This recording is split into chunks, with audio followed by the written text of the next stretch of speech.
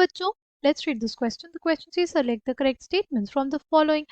One है हमारे पास homogeneous mixture must be uniform.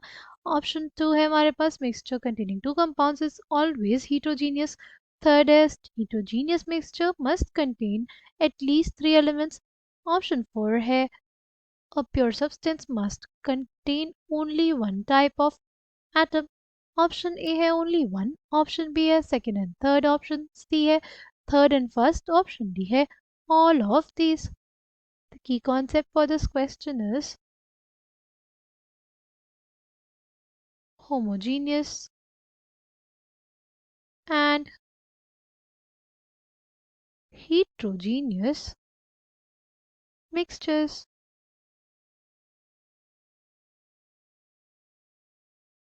अगर हम लोग बात करते हैं होमोजीनियस और हीटोजीनियस मिक्सचर्स की, सबसे पहले बात करें हीटोजीनियस मिक्सचर्स की, तो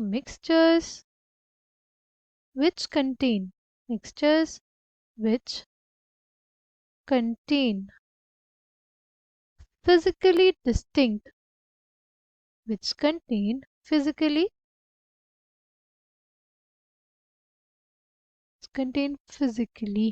distinct parts and have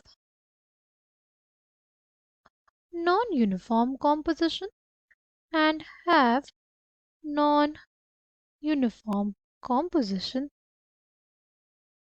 उन्हीं को बोलते हैं हम लोग heterogeneous mixtures. heterogeneous mixtures वो mixtures होते हैं जिनमें physically distinct part होंगे और नॉन यूनिफॉर्म कॉम्पोजिशन होगी. राइट, जैसे एग्जांपल ले लें वाटर एंड ऑयल का मिक्सचर. अगर एक टेस्ट ट्यूब में आपने वाटर लिया, एक टेस्ट ट्यूब में आपने क्या लिया, एक टेस्ट ट्यूब में आपने वाटर लिया और ऑयल डाल दिया, और क्या किया, ऑयल डाल दिया, तो देखोगे ये दोनों मिक्स नहीं होंगे. और यहाँ पे क्या रहेगी, एक फिजिकली डिस्टिंक्ट बाउंड्री रहेगी. क्या रहेगी, फिजिकली डिस्टिंक्ट बाउंड्री रहेगी. दोनों के बीच में क्या रहेगी, एक बाउंड्री देखने को मिलेगी आपको. राइट, और इनके जो मिक्सचर्स होते हैं हीटरोजीनियस मिक्सचर्स, उनमें उनमें नॉन यूनिफॉर्म कॉम्पोजिशन होता है. जो कॉम्पोजिशन होती है वो नॉन यूनिफॉर्म होती है. ठीक, अगर बात करते हैं हीटरोजीनियस के बाद होमोजीनियस मिक्सचर्स की, राइट, उसमें क्या होता है, उसमें होता है यूनिफॉर्म कॉम्पोजिशन. होमोजीनियस मिक्सचर्स में होता है यूनिफॉर्म कॉम्पोजिशन.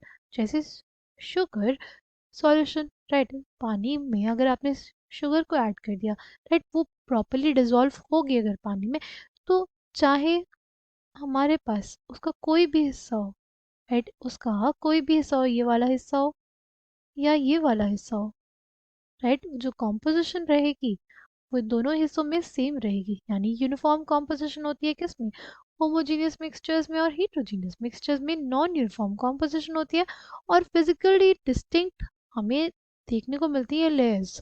राइट, तो हमें बोला है कि homogeneous mixture must be uniform. ये स्टेटमेंट हमारे पास करेक्ट है. नेक्स्ट हमारे पास mixture containing two compounds is always हीटरोजीनियस.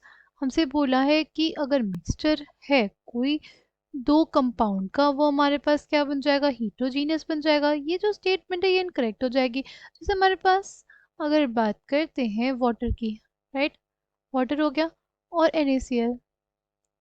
Water और NaCl अगर है ये दोनों मिक्स होंगे तो क्या बनाते हैं, एक होमोजीनियस सॉल्यूशन. ये क्या बनाते हैं, एक होमोजीनियस मिक्सचर.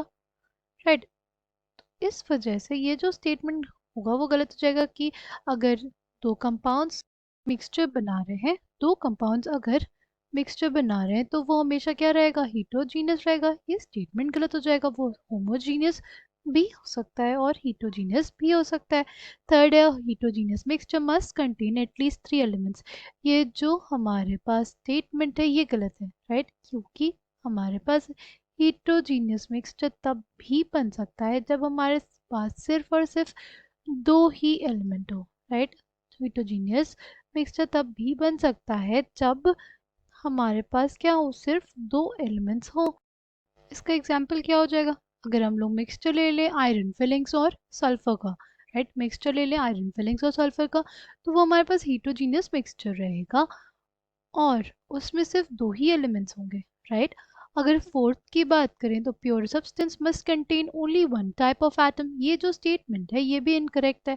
सी, जो हमारे पास कंपाउंड्स होते हैं, जो हमारे कंपाउंड्स होते हैं वो क्या होते हैं, they are pure substances, right. उसमें जो हमारे पास एटम्स होते हैं वो डिफरेंट तरीके के भी हो सकते हैं, राइट। जो कंपाउंड्स होते हैं उसमें जो एटम्स होते हैं वो डिफरेंट तरीके के भी होते हैं, है ना।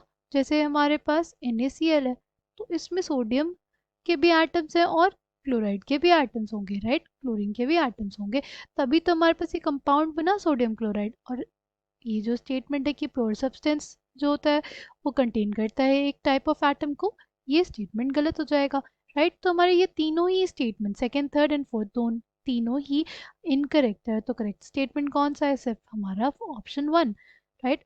Option A will be the correct answer for this question. I hope you understood it well. Thank you and all the best.